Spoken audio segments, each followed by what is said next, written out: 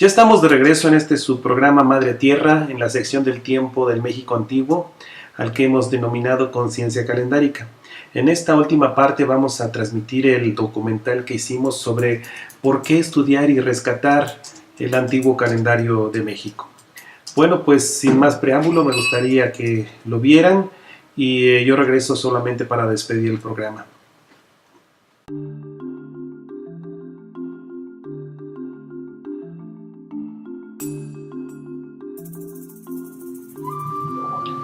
¿Cómo están? Buenas noches, mi nombre es César Morlán, soy investigador del Anáhuac, del calendario antiguo de México. Y hoy voy a tratar de responder una pregunta que yo mismo me he hecho, que es el ¿por qué rescatar y estudiar y aplicar a nuestra vida los calendarios antiguos de México? Mucho se ha hablado respecto a los calendarios antiguos de México, y a pesar de todo lo escrito y hablado, aún no nos hemos puesto de acuerdo respecto a la correcta correlación de la cuenta del tiempo anahuaca con el tiempo cristiano.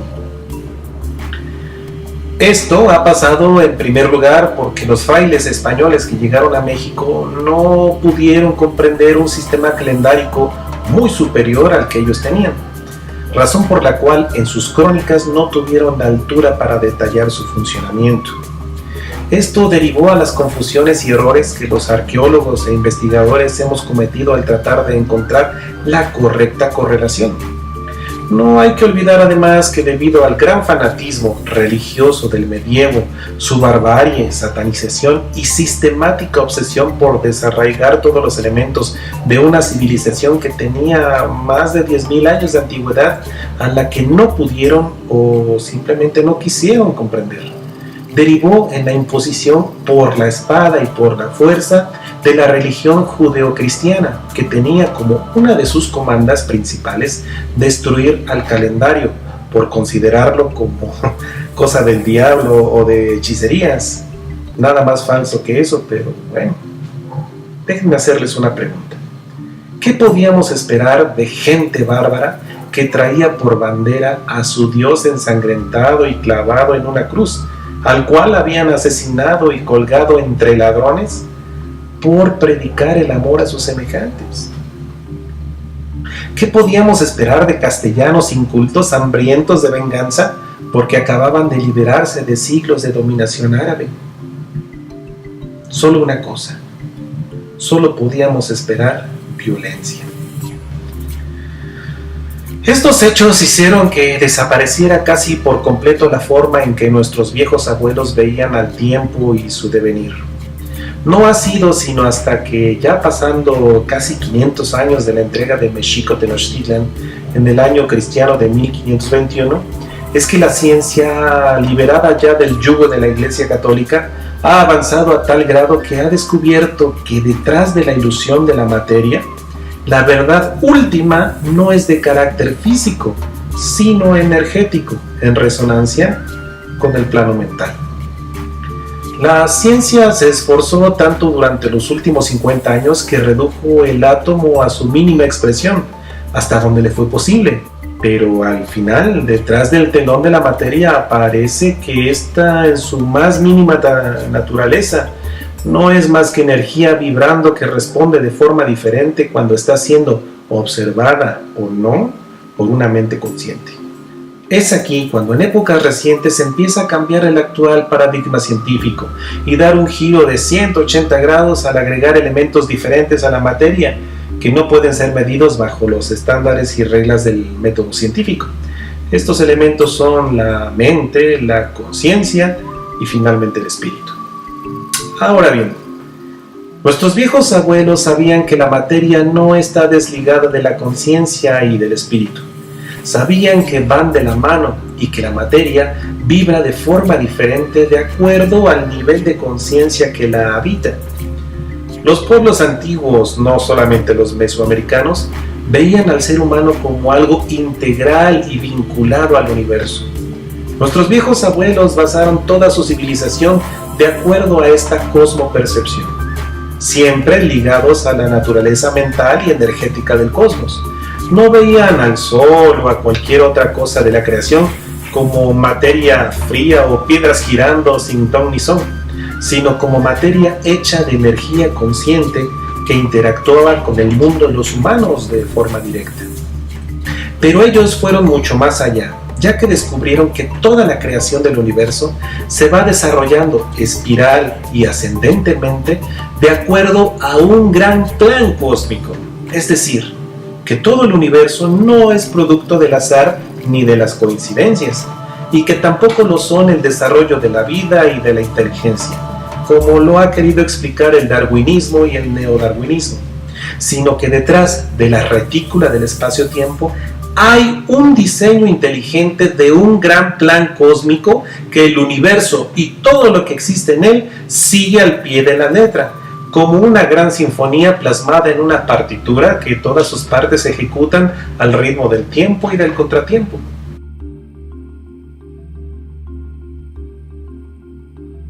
Bajo esta óptica, las coincidencias no existen, pero sí las sincronicidades.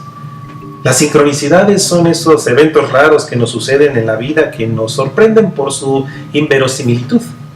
¿Cuántas veces estamos pensando en una persona y justo al minuto siguiente esta persona nos está llamando? ¿Será acaso que nos sincronizamos con el pensamiento o será producto de la casualidad? Yo me inclino a pensar que es por sincronicidad. Este fenómeno de la sincronicidad fue ampliamente estudiado por el psicólogo suizo Carl Jung y el físico atómico Pauli durante mucho tiempo, e incluso el hecho de que se hayan conocido exactamente en ese tiempo obedece a una sincronicidad más. Es bajo la luz y aceptación de que existe un plan cósmico que las casualidades desaparecen, e incluso los saltos cuánticos que la evolución darwinista no ha podido explicar son coherentes y explicables a través de esta óptica.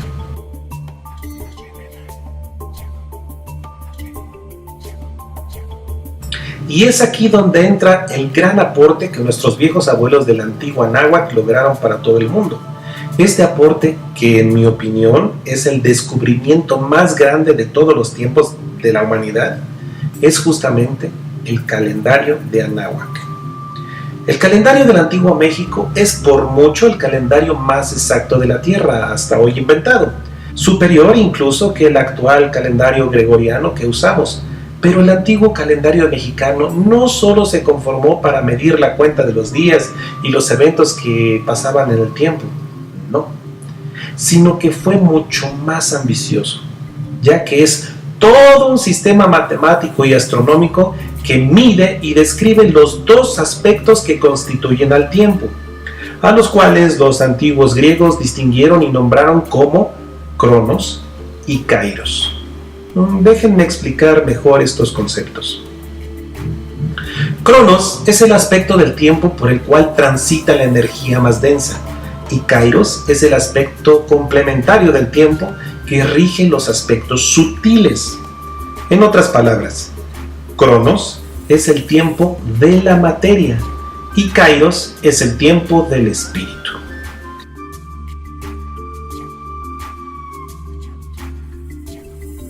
Es probable que nuestros viejos abuelos hayan denotado y le hayan puesto un nombre propio a estos dos aspectos del tiempo, llamando quizá a uno tonal, que eran los aspectos visibles de la materia, y nahual, a los aspectos sutiles de la energía. Para medir el tonal o cronos, nuestros abuelos desarrollaron el Xiuhpohualli, que es la cuenta del movimiento de la Tierra alrededor del Sol, así como de todos los astros visibles del cielo. Es decir, el Xiuhpohualli mide los movimientos de la materia en el tonal o en cronos. Pero es aquí donde viene el invento más importante de todos, que es la cuenta del calendario sagrado, al que llamaron en náhuatl Tonalpohualli, en zapoteco Pillé y en maya Cholqui o Solquin recientemente, que como ya dijimos mide los movimientos sutiles del nahual o de Kairos, que es el tiempo espiritual. Los griegos decían que estar en Kairos es estar en el momento más oportuno o el momento energético más adecuado o propicio para algo o para alguien. Esta cuenta sagrada del Tonalpohualli y sus derivados fractales es la cuenta del tiempo que sigue y rige todo el plan del universo para la creación y evolución de sus formas de vida y de conciencia. En el México antiguo se sabía que las energías sutiles que existen en el universo interactúan en nuestro mundo de forma real y cotidiana. Más aún, descubrieron los métodos y protocolos con los que se puede actuar y persuadir este tipo de energías a través de rituales específicos, que más que manipularlas se pedía su intercesión con mucho respeto y sacrificio. Todo, claro, bajo la instrucción del calendario para encontrar el mejor momento para llevar a cabo los ritos y las ceremonias. Con el descubrimiento y entendimiento de que el universo sigue un plan cósmico y que éste tiene implícita una agenda calendárica, es que se desarrollaron todas sus culturas y su civilización de acuerdo a este plan y su calendario. De hecho, me atrevo a afirmar que en Mesoamérica la forma de gobierno no era una teocracia a secas, como nos han dicho los arqueólogos, sino algo que yo llamaría una teocalendariocracia, ya que su forma de gobierno obedecía en mucho a lo dictado por el calendario y su interacción con el mundo de lo divino o el mundo de las energías.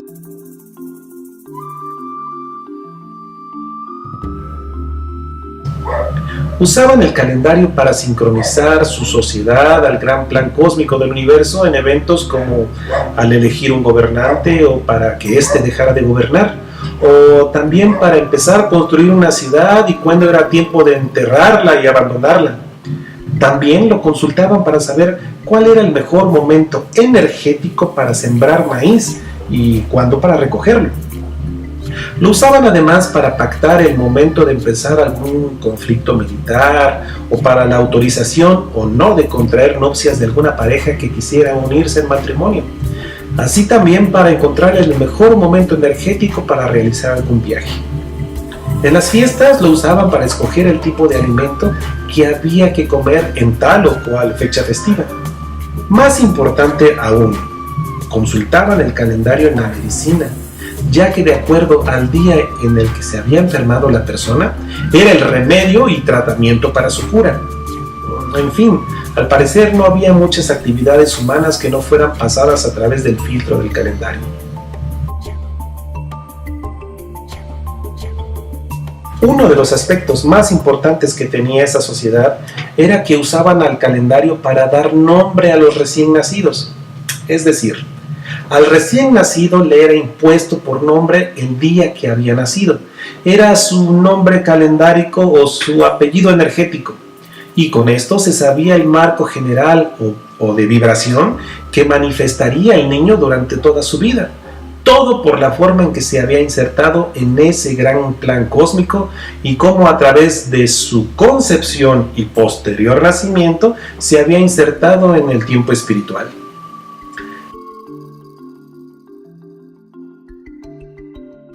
La prueba más grande de que los sabios sabían a la perfección este plan cósmico universal fue que sincronizaron sus dos calendarios más importantes, el del tonal y el del nahual o Cronos y Kairos, para el triste momento de poner en pausa su civilización y su conocimiento con la llegada de los pueblos bárbaros europeos en el año 1 Caña de su calendario, fecha en que se cumplía el plazo anunciado del retorno de Quetzalcóatl. En este año 1 Caña, correspondiente a 1519, fue que Hernán Cortés arribó a las costas de la actual Veracruz, marcando con esto el principio del ciclo de oscuridad de 520 años, tal y como está marcado en el calendario azteca o Piedra de los Soles. La sincronización de ambos calendarios se llevó a cabo entre 1519 y 1520, fecha en las cuales ambos calendarios llevaban el mismo nombre del día al mediodía. En el manuscrito náhuatl anónimo de 1528 se puede leer el drama que se vivió en los últimos días antes de la entrega de la ciudad, ya que justo antes de que Cuauhtémoc se entregara a Cortés, pidió a sus sabios que leyeran sus libros y le dijeran cuánto faltaba para que se cumplieran los tiempos, a lo cual ellos le contestaron que había que esperar otros 4 días más para que se cumplieran 80.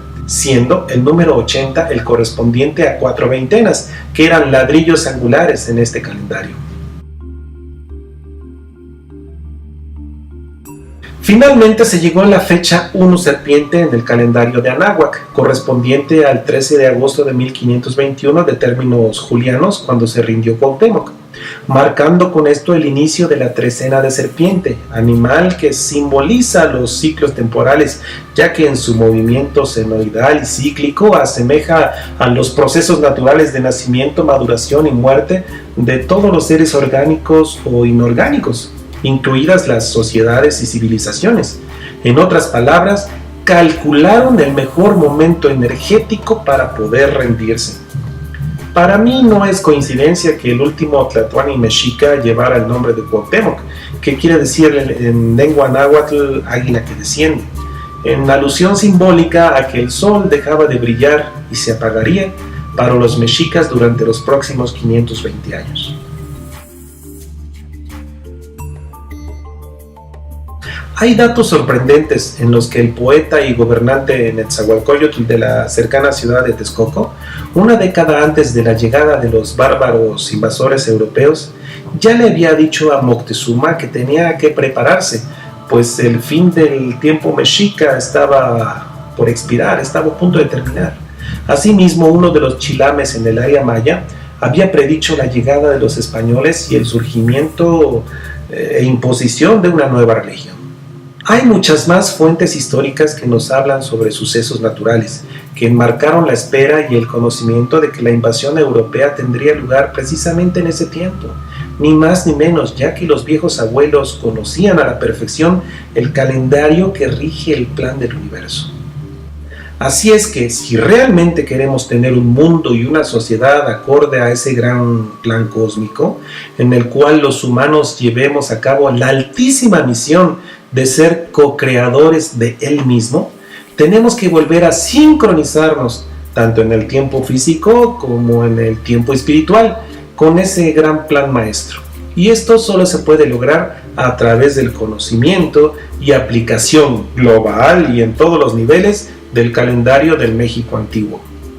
Sabiendo que somos como terminales o células perceptuales de aquello por lo que existimos y que formamos parte como individuos y como humanidad de un gran plan cósmico organizado, nos da la solución a aquellas viejas preguntas ontológicas de quiénes somos, de dónde venimos y hacia dónde vamos, quitándonos con esto el sentimiento de angustia y orfandad y soledad que nos da el observar la inmensidad del cosmos y compararla con nuestra diminuta esfera azul a la que llamamos hogar, nuestro planeta Tierra.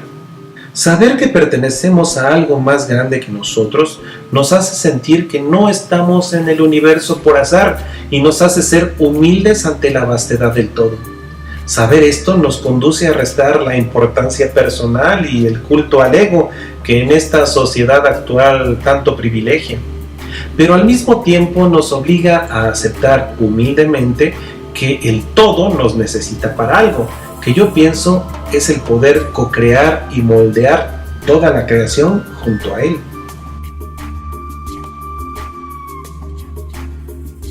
Además de la sabiduría del calendario sagrado para dirigir la sociedad, nos debemos de apoyar en todo el conocimiento al que los antiguos mexicanos llamaban Toltecayotl, que fue traducido como el arte de vivir, así como reinstituir las bases de convivencia sociales tales como la necesaria educación en casa, la instrucción escolar gratuita y sobre todo de calidad, la autosuficiencia alimentaria, la impartición equitativa de justicia y el acceso de todas las personas a la sanidad.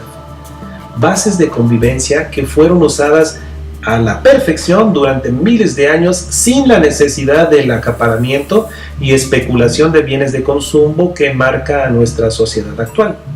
Será además necesario un balance entre la tecnología de hoy, como las computadoras, el internet, con la sabiduría del pasado.